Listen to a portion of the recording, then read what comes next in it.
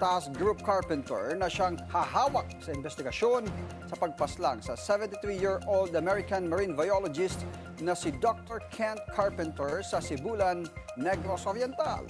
Batay sa inisyal na investigasyon, pagnanakaw ang motibo sa krimen. Nakikipag-ugnayan na rin ang US Embassy sa mga otoridad para sa agarang ikalulutas ng kaso.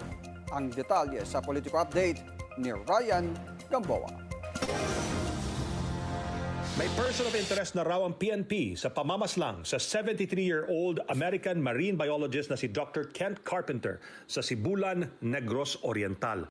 Minamadali na rin ng mga otoridad ang kanilang investigasyon. Una dito, bumuo ng Special Investigation Task Group o SITG ang Police Regional Office, Negros Island Region sa pagpatay sa American renowned marine biologist na si Dr. Kent Carpenter. Isang internationally recognized scientist, he spent more than 50 years studying the Philippine marine biodiversity.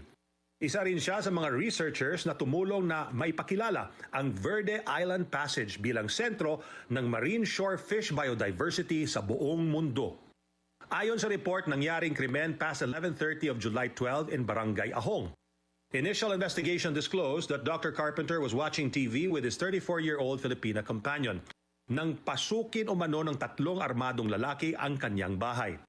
One of the armed suspects shot him in the head na naging sanhi ng kanyang pagkamatay.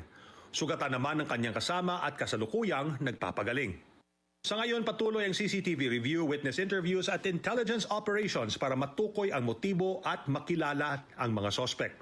Ayon sa PRONIR, paiigtingin nila ang lahat ng legal na hakbang para maaresto agad ang mga responsable sa krimen. Marinding kinukondina ng grupong Agham ang sinapit ni Dr. Carpenter at nananawagan sa hustisya. Agham mourns for the loss of a scientist and advocate. Ayon sa grupo, his work to study and conserve Philippine waters is a testament of making science serve the people. Para sa Politico Nightly, Ryan Gamboa, Bilyonaryo News Channel, Negros Occidental.